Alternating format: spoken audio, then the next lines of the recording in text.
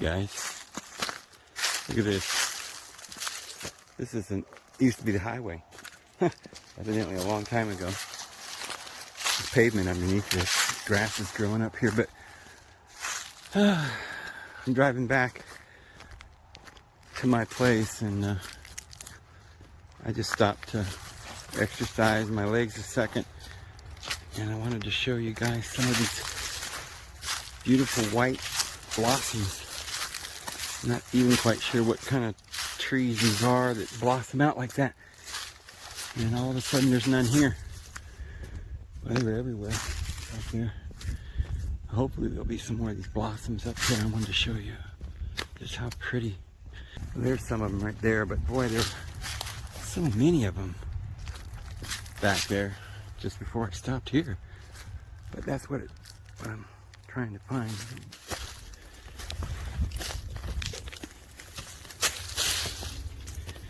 You know, this kind of reminded me.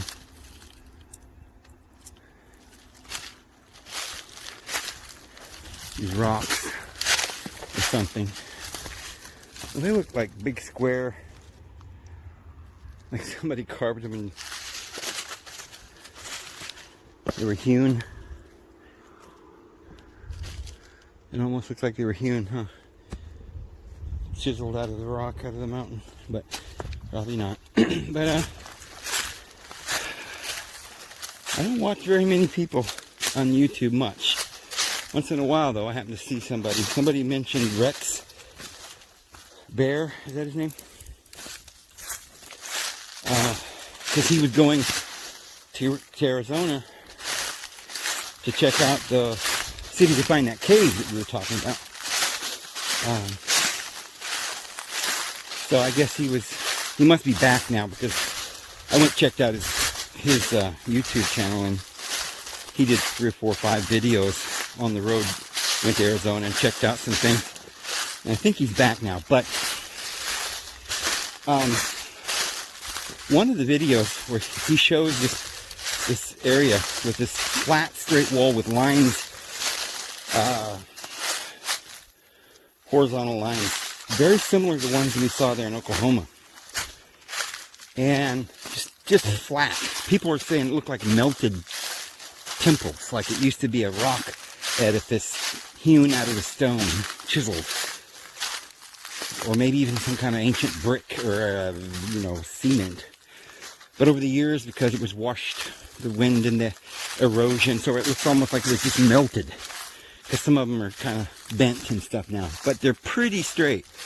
Anyway, there are all kinds of. He showed the petroglyphs all over this flat wall, almost like the Wailing Wall of Arizona or something. You know, it's what I would call it. You go to the real sacred Wailing Wall, really.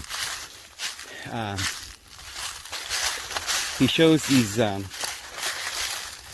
look like almost like antelope or bison or something, different shapes. But he saw if you go ahead and check his channel out. It's real good. I'm sure most of you already have. He's been on there for a long time. Very informative guy. He does a lot of interviews with some really interesting people. But he showed that a giraffe, at least one, very clearly on there. Excuse me. I mean, there's no question when you make an animal with a neck that long, there's only one animal that comes to mind. Although there's another animal that he showed there that didn't look to me like a giraffe, looked more like a dinosaur or something, but very odd, because they claim there were never any giraffes in North America, or elephants. Although that's another thing that was debated when people talk about the Book of Mormon, because the Book of Mormon says there were elephants here.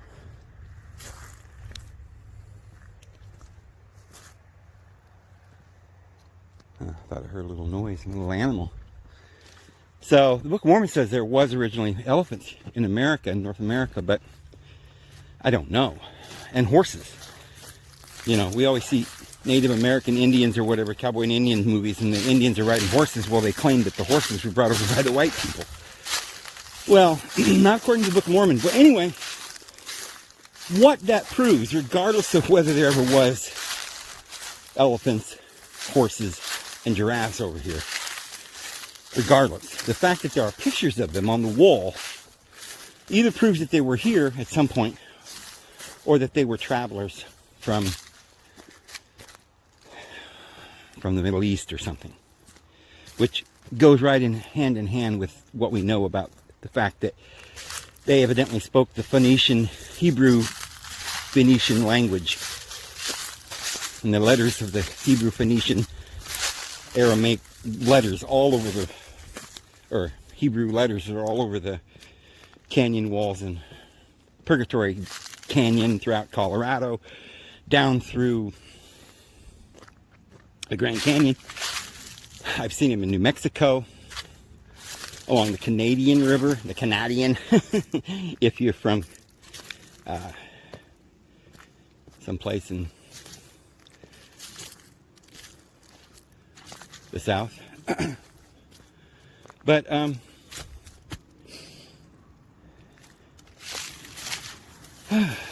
so, but anyway, as I was watching that, somebody made a comment, and they said, Rex, that, where you're standing there, is something's beneath the ground. Dig under. Well, I don't know if he saw that or paid much attention to it. I did, because I noticed the same thing, that the writings that were on the wall were ground level. Now, who would write on a wall down at ground level, but not up at eye level as much? Now, there was a few that were up at eye level, but most of the little scribbles and writings and stuff was down at ground level. Well, we all know. It's just the fact that the earth, over time, the dust builds up. Even if there isn't any trees in an area, like a desert area, the sand can blow in there and fill up several feet, or more over a period of time. So I'm going to try and figure out where that location that Rex went to. I want to see if I can find if anybody knows Rex or was there with him or knows anything about it, and can know where it was that he was looking with that giraffe in that straight wall. Let me know where that is exactly. Give me the coordinates, because when I take off, I want to go over there if there's still any traveling. I just saw a video. I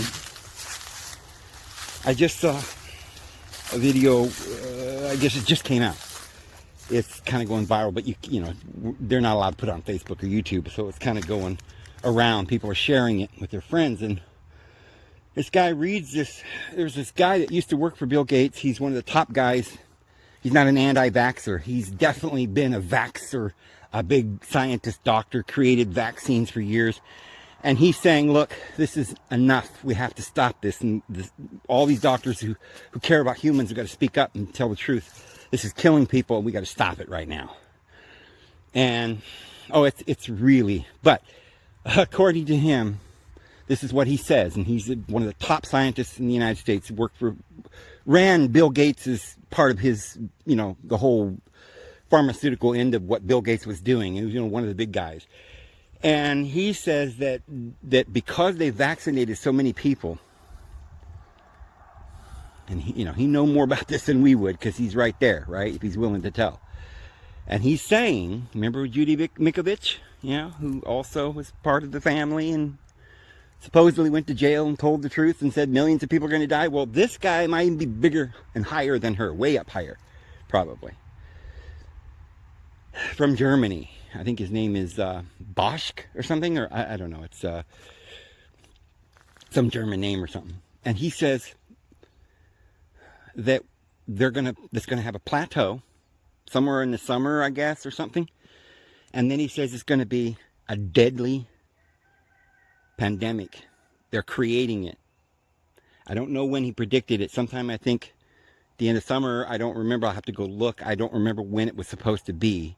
But he says there's going to be some dwindling numbers for a little while, then it'll plateau, and then he says it's going to spread all over the world. A much deadlier form of this disease. It will just literally kill millions of people. So that is very, very frightening. So I really want to get over to Arizona as quick as I can before anything happens and they start restricting travel or whatever. So I don't know when I'll be able to do it. I'm still planning. But if anybody knows where Rex was, I'd like to go see that myself. Dig down a little bit there where he was looking. See if there's any more petroglyphs down below the sand level. Anyway, I also feel that in that area where he showed a big, looked like a snake, and it went for like 20, 30 feet. I think that was the path of the elliptical of the sun. And I think there's something, I think that's a much bigger solar, astrological solar chart than what, meets the eye. So I want to go take a look at that. And I think that might be the area, depending on where it is. I don't even know where he was. Because the video he did before that, I thought he was somewhere on the Grand Canyon. So I don't know where that was. Maybe it was right near that spot. If it was, then that might be the location in that area where we might find caves that would lead to the great stash, all the Ark of the Covenant and everything, the whole ball of wax. So anyway, I'm going to get back in the truck and head back home and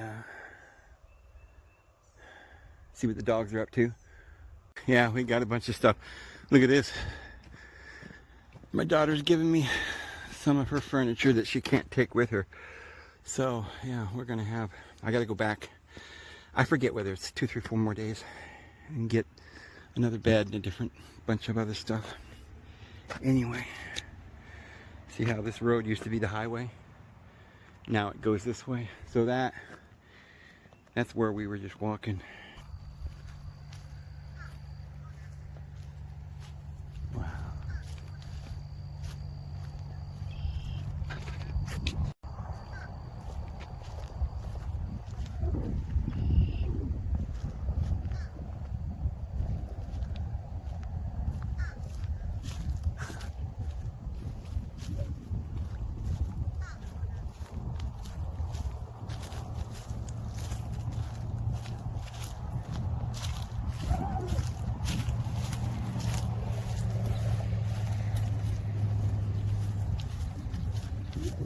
What a beautiful, beautiful day.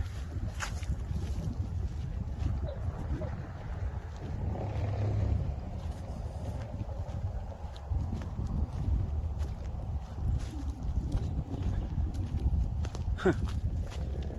Something's chewing on that tree. But just the bark. I don't think beaver do that, but cut the tree too. I think they just take the bark. Oh, there goes a little cardinal. Ah.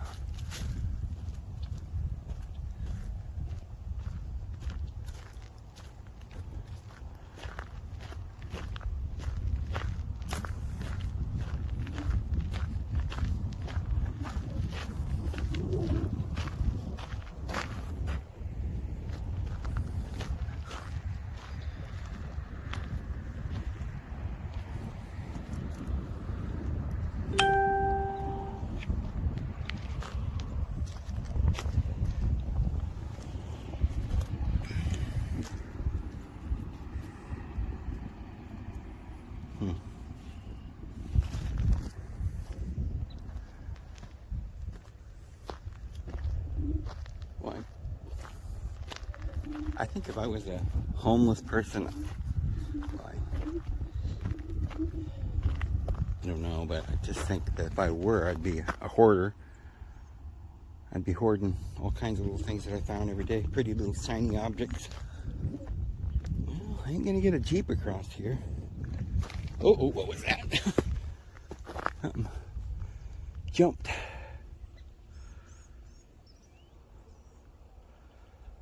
Whew. Sounds like a big old fish.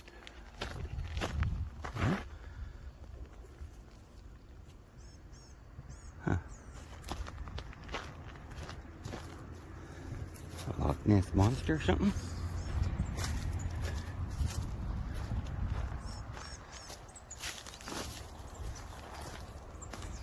Yucca. Yeah, there's yucca in Oklahoma too. Something like it.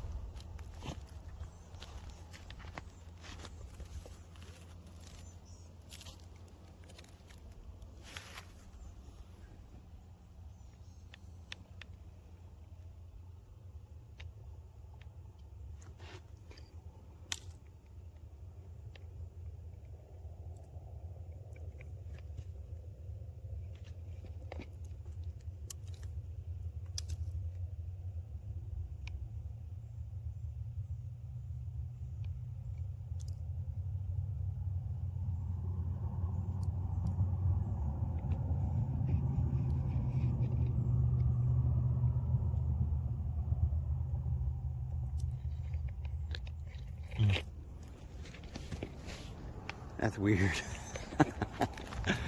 Oh, buddy.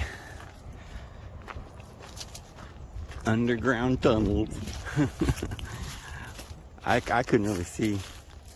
So I'll see what the camera saw with you guys when we play it back. Might have been a bunch of snakes in there or something. Who knows? Probably where they like to go. The holes. There's a lot of these holes. And they go right on through to the water.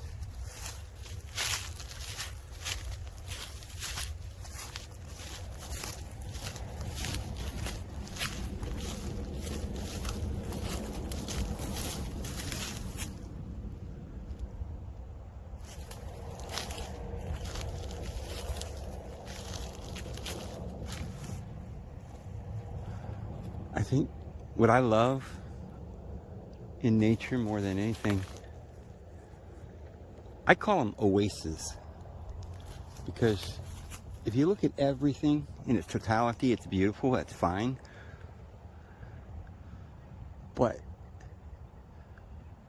you can go out and find a tree like this, and just this little area, it's like a little oasis, it's its own little habitat, it's a little spot where somebody lives, little Mr., you know, Jack the rabbit and everything.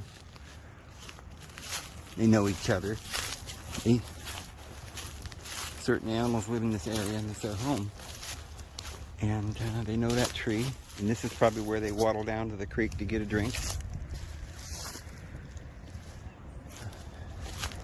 They come over here and smell the flowers every morning. Get their newspaper and read it, see what the news is saying, and see if the stock market's out rising or falling, whether they get in or get out. Watch the clock, make sure they get their shower and everything, and coffee and breakfast on time, run to work, and no, they don't. They just relax, forage for food, and exist. Who's the idiot that first believed in the utopia of government?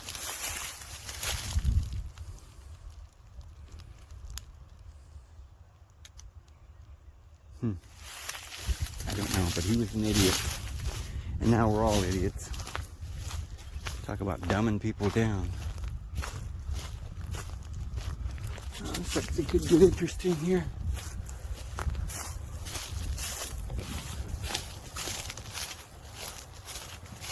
I'm on my way home. Getting close to home.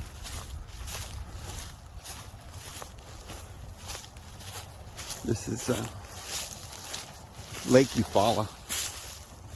There's a big old rock here.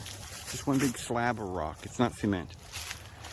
It's real, actual, natural slab of rock here.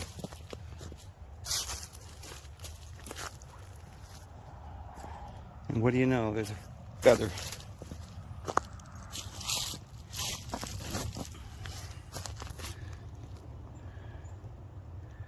I love feathers. Put that in our hat. Actually got a hat on. Cowboy hat. So I'll put it in there. Oops. It fell out. Okay. Let me hold on to it.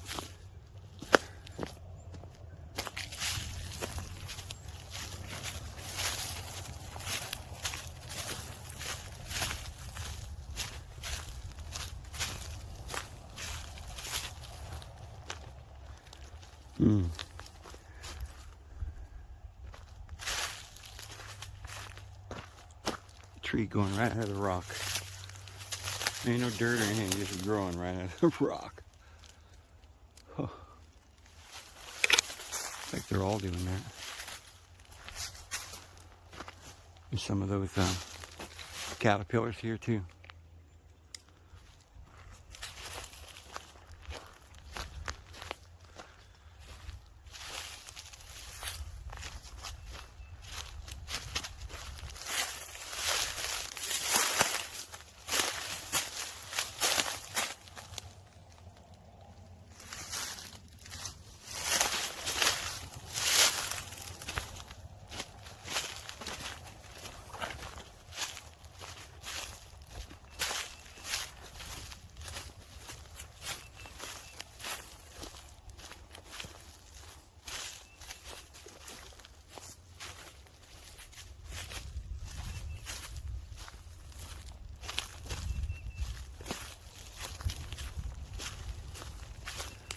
You know,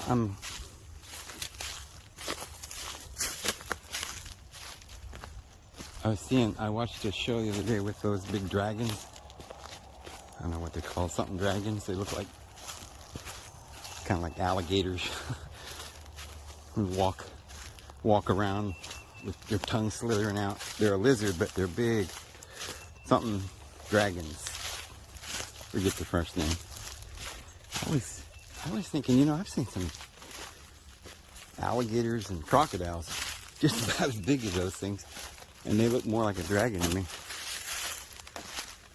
We got those down here in Texas, big old alligators. We got dragons. They're all over the world. Everybody's got their dragon. Imagine in the old days, some of those big old dragons got way bigger. Big old alligators.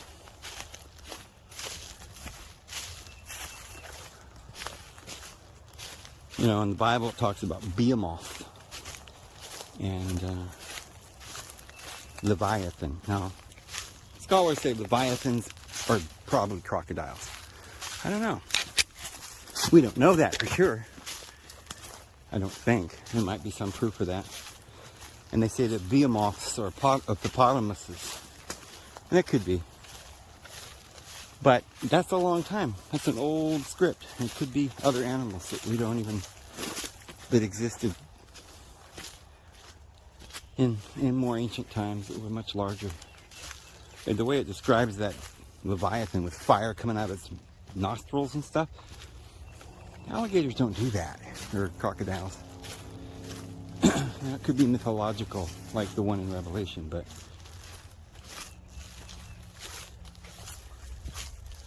maybe not. Okay. Here we are at the paved road again. Huh.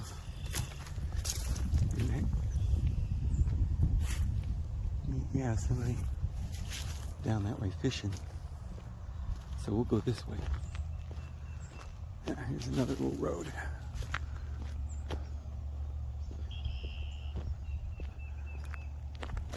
Like a maze out here.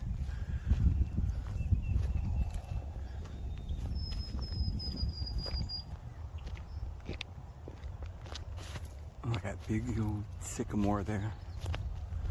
Oh man, sycamores, I love them. They're actually related to the fig tree.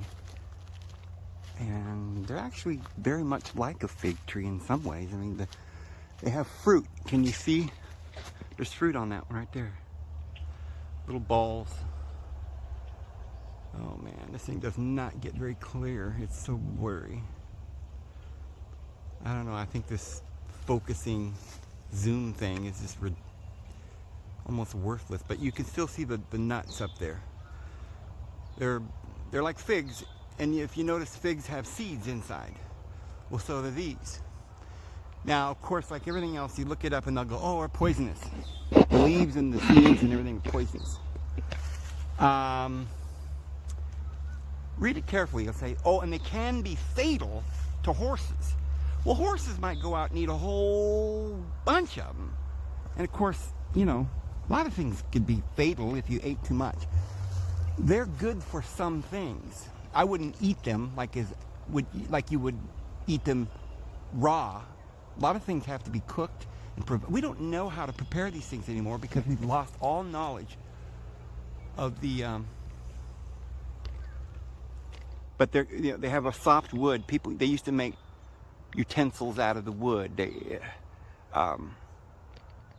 The bark is used for crafts and things, and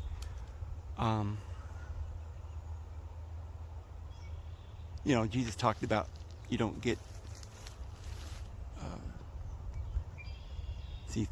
thorns from, you don't get, how did he put that? You don't get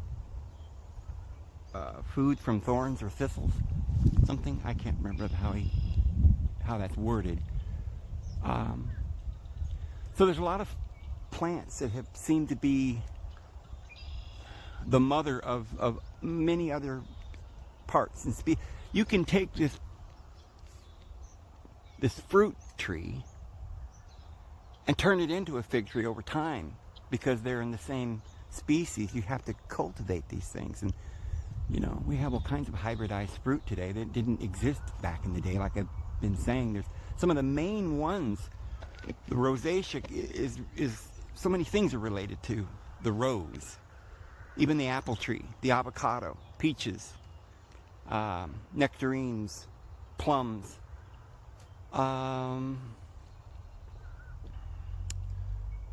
the almonds, you know. I don't know if you've ever seen an almond growing on a tree that look like peaches. They're pretty much almost the same, except that in that tree that's developed the nut rather than the fruit. But in the peach tree, you throw the nut away. We call it a pit. But in this case, this fig-like fruit, see, they say it's poisonous, but you know, it doesn't, even if you ate one, it probably wouldn't kill you. I'm not advocating eating them, friends, but I'm saying that as human beings, we need to learn how to prepare this and cultivate these things you find in the area that you live, and water them and breed the ones that have, I mean, the sap on this tree is drinkable. These are one of those sap trees that you can get syrup from, like birch and maple. I mean, it's not quite as sweet as the maple, but the natives used to tap these trees and use the water to drink when they were thirsty, or they made syrup. But these are very, very, very important trees that we just don't, you know. Now it's just condensed to a little paragraph in an app somewhere, and they said, no, it's poisonous. Move on. Nothing to see here. Has no importance to humanity anymore. Well, for one thing, it's a beautiful tree, obviously. That, you know, that should tell you something. But there are secrets in nature that we've lost, completely lost. I can't wait. You know, we're going to live forever. The kingdom of the Lord is about to be established, and we're going to go back to the woods and in the fields, and we're going to start, you know, living in nature, closer to our roots. We're going to, like that movie Avatar, where the tree was the they all went to the great tree to get connected. They connected with their animals when they rode them, their horses and their pterodactyls, or whatever they were riding on that planet. But they would get on and sort of make a connection. Their hair would connect with the mane or something. They would make this connection. It's kind of like grounding. But we're not doing that anymore, and we're not eating food. They call food poison now. And like I said, I'm not advocating going out and getting a sycamore pod and nut or whatever they call them and just, eating a bunch of them, because it's probably, if you've never eaten food before, it's going to make you, you're so used to eating poison that they say is food, like sugar and flour, that you're probably going to turn your nose up to real food, and it might upset your stomach for a while. You got to get used to it and learn how to prepare it, and it may need to be cooked. You might have to put salt. You might have to, we eat olives, but you can't eat the olive unless you prepare it. Look at that.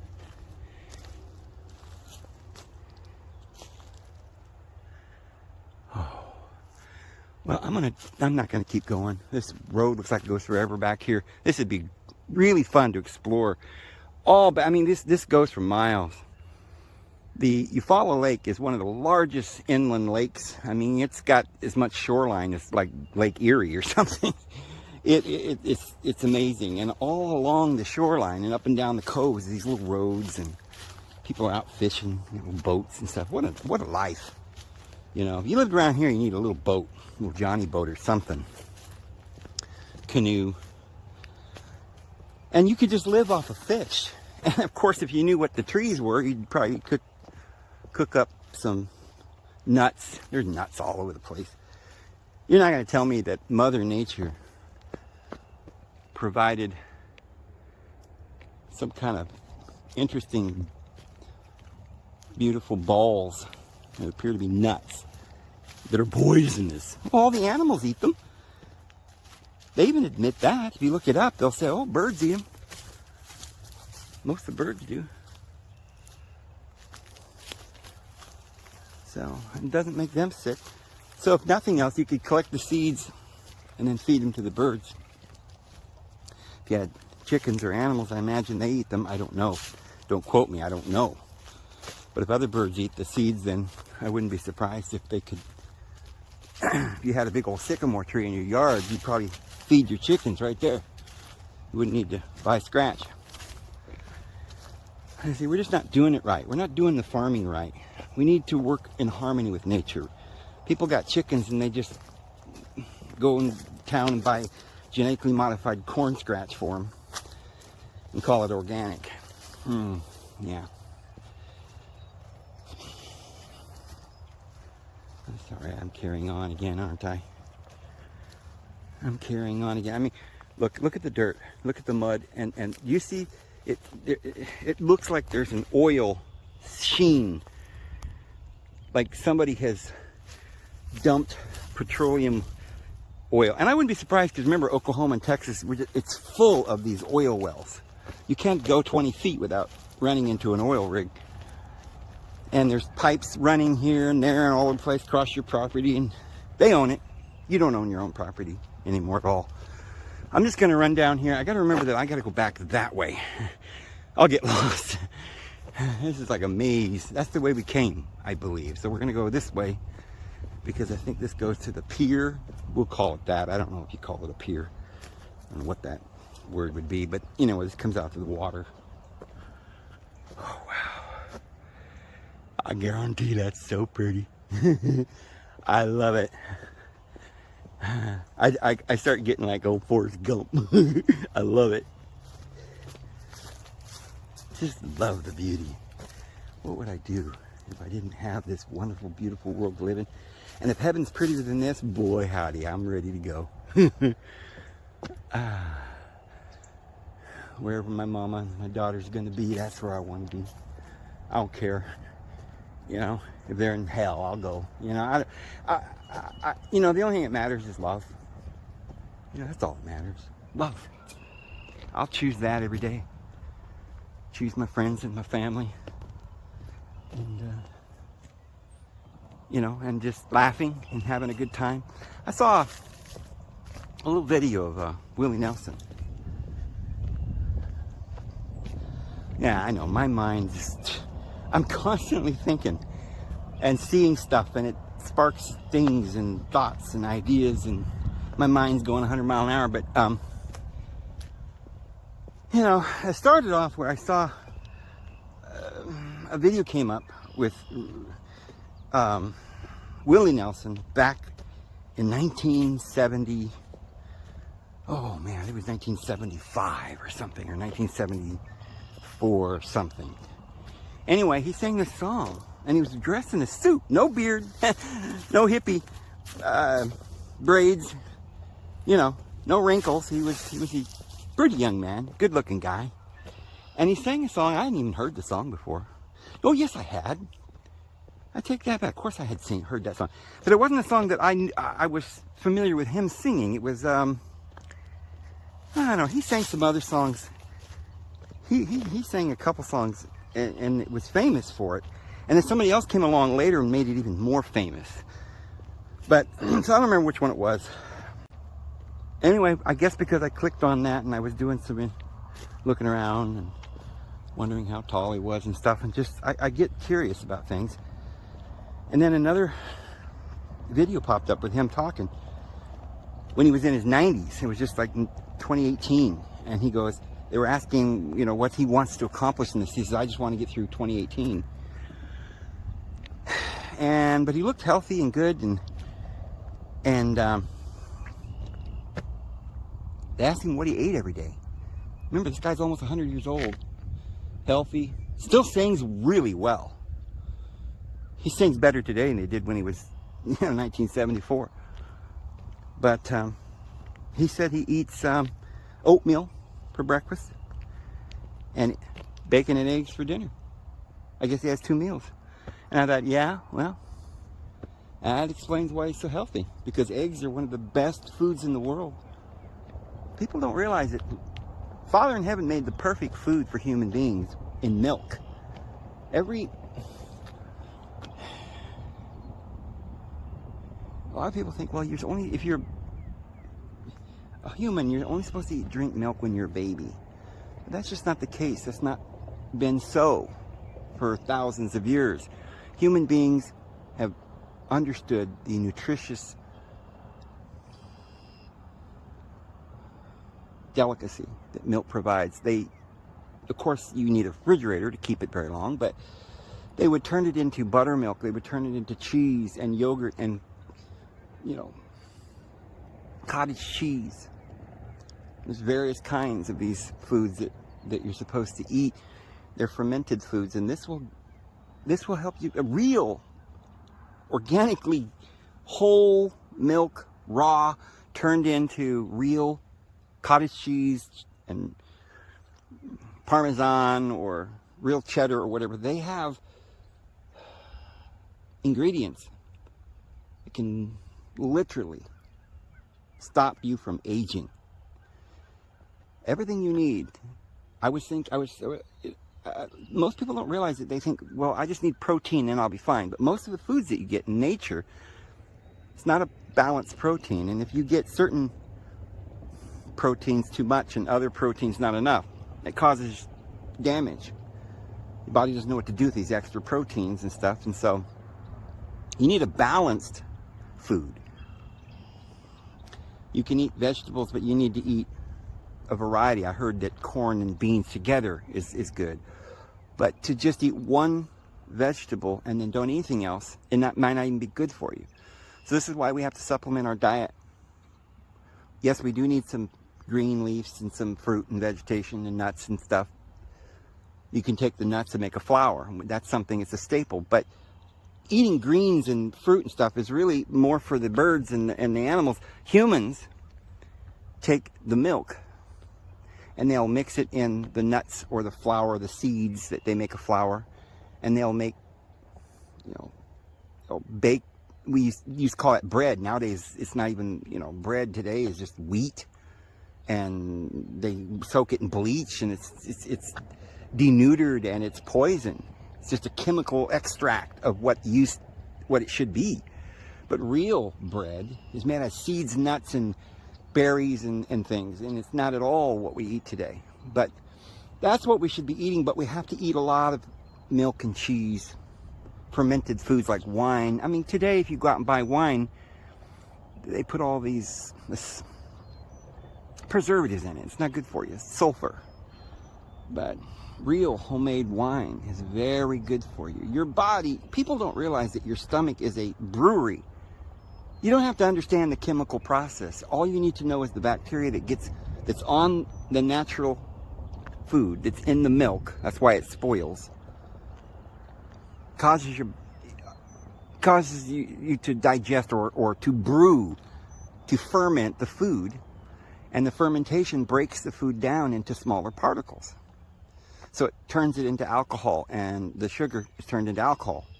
Which is why, you know, in nature, you should try and find food that has more oils in it, too. If you look at milk, there's a lot of fat.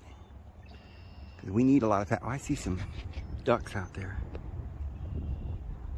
Let's see if this will work this time. Make a clear zoom.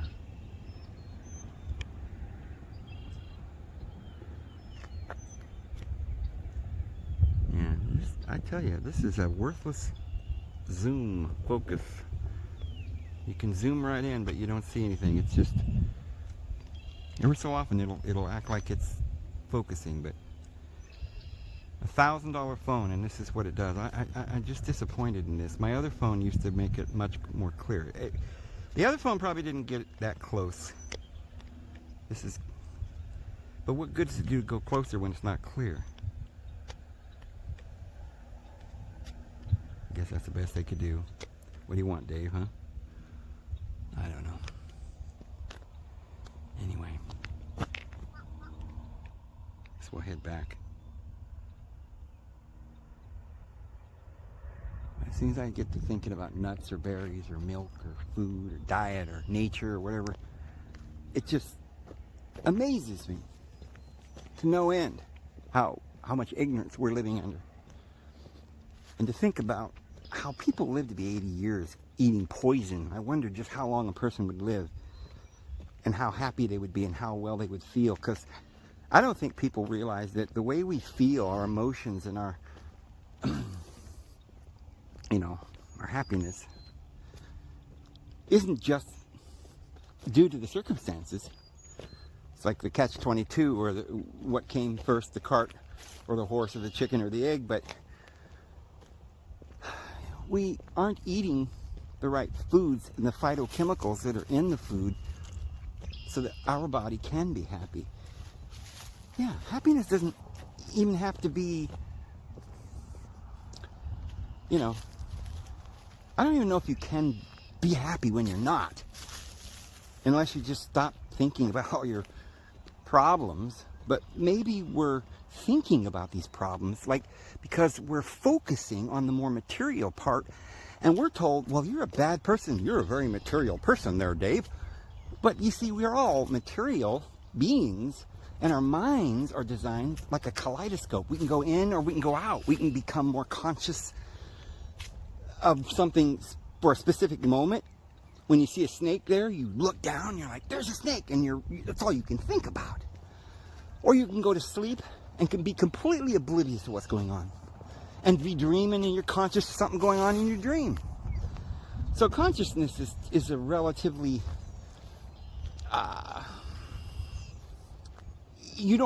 it's not completely something it's not something you can conjure up. It's really hard to explain this, because if I said it was my environment that made me happy, it might be true if you just look at it that way. But on the other end, as we say, we make our environment. We manifest the world around us from our thoughts. So I think it's kind of like being in an arcade game, and the balls are coming out, and you got to hit the balls, and they're flying, and you're concentrating, and somebody then, Obi-Wan Kenobi comes out, and, whoosh, Luke, use the power of the Force. It's within us. We can literally realize that we're being manipulated by our own thoughts. We're in control. So, yes, ultimately, we have the control to be conscious of higher things, more lofty goals and wisdom and beauty, butterflies, or we can be focused on these problems and the pressures of life and all these little material things. But you see, why are you focusing on that ground in front of you? Yes, it's there, but it's there, Dave. I'm scared. Oh, look at that. Oh, yes, but you see, stop worrying about that and set your mind on things above. Okay, but what if your physical body is laying in a coma? You have no power over that. You're just as powerful as you ever were as a being, as a soul. You're complete, but your body is sleeping. So you see, drugs can waken the body. So if you're going to interact with this kaleidoscope world, if you're going to interact with this beautiful place, the first thing you got to understand is that we created this place. We're in control. The second thing we have to understand is that only when we believe we're in control do we start seeing, when we, use the Force, as Obi-Wan Kenobi would say, when we understand what's going on and realize that there's the dark side and the high side, the good side, and some of these wizards are they're novices. They're dealing with the dark side, and they think that gain is good, material gain. But with every material gain, there's an opposite reaction. We lose control of our happiness. That's the higher side. So this physical world is the weightier, material, heaviest, carnal things that drag you down and make you earthly.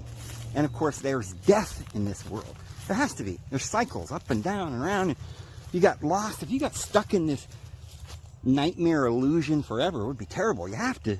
The Lord provides death as a way to get out. But the better way is, before you die, to wake up in the dream and to realize, oh, wow. I'm not this dream. I'm the dreamer. I'm going to wake up now while I'm alive, while I'm conscious. And then I'll never die again. Once you become conscious of your consciousness, then you don't ever lose your consciousness. Unless, of course, in your mind you wouldn't lose it, because you can't forget once you're enlightened. But if you got in a car accident and went into a coma, your body wouldn't know what was going on.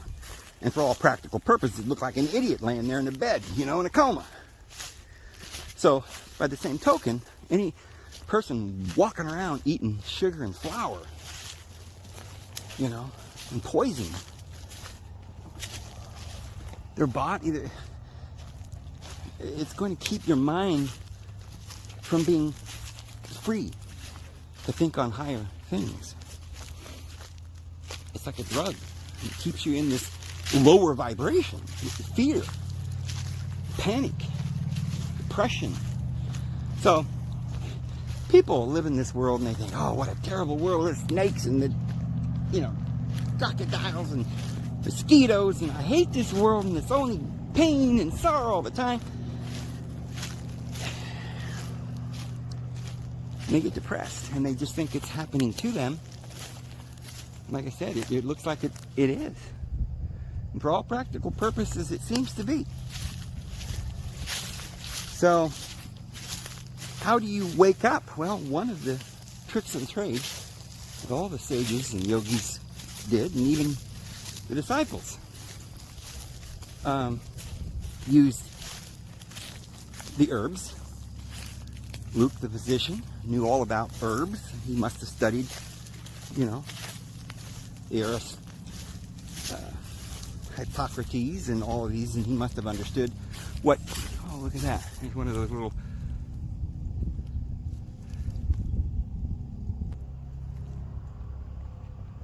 there's some trick to this that I haven't figured out yet. What is it? See, there's focus there, but what if I want to get closer? I just can't, I guess. Well, whoopity-doo then. What do I have? A little thing says focus if I'm not allowed to do it. Or if it doesn't work. This is just crazy. I don't understand this camera at all. Anyway, back to the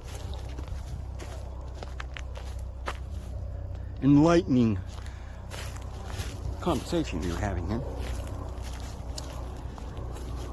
So, your diet does not really affect you as a being, but it'd be like, do clothes affect you? Well, if you were naked, you'd be self-conscious. Well, how did that change you? Why are you acting differently, David? You know, why are you hiding behind that wall? That's not you. You're not a hider. Oh, because you're naked. You're exposed. That changes who you are, but it really didn't change who you are. It just exposed who you are.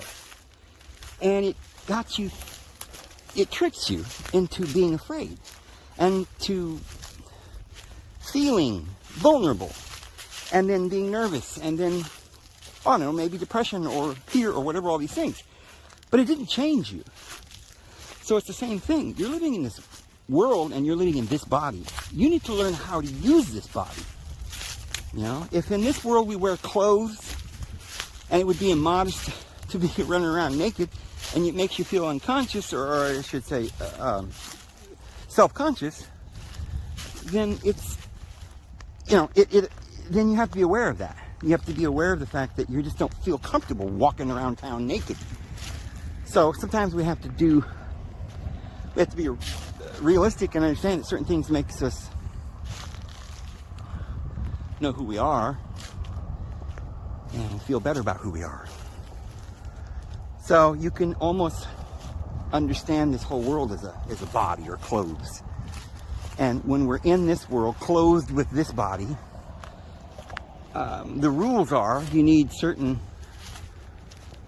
you know, we've made the rules up before we got here, I guess.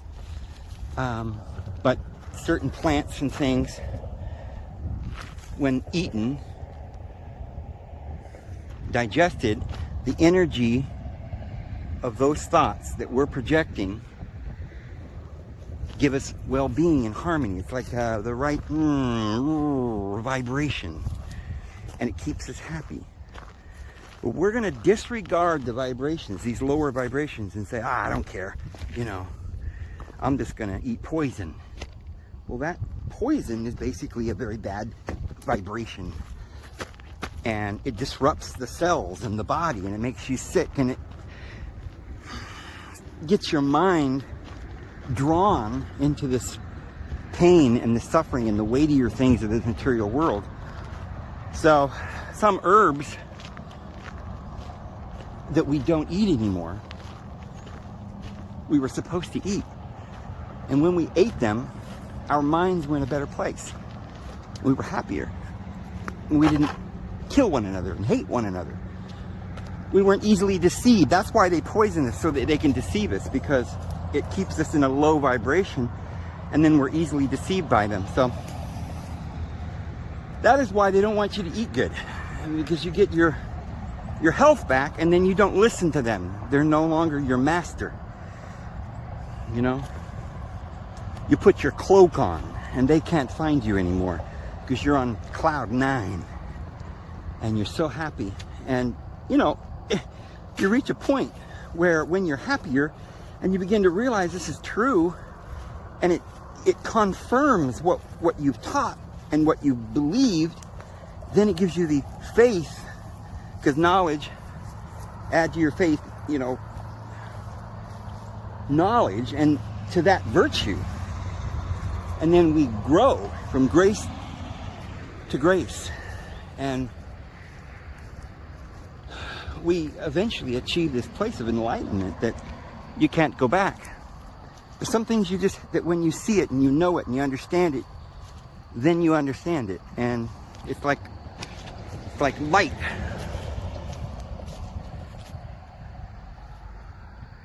Once you light the room and you see what's in the room, even if you shut the light off again, you already know what's in the room. You're awake. And you can never die again. Alright guys, I'm going to go ahead and get back to the truck and head on back to home. I think I'll probably close it here. We'll see you tomorrow. Have a good one.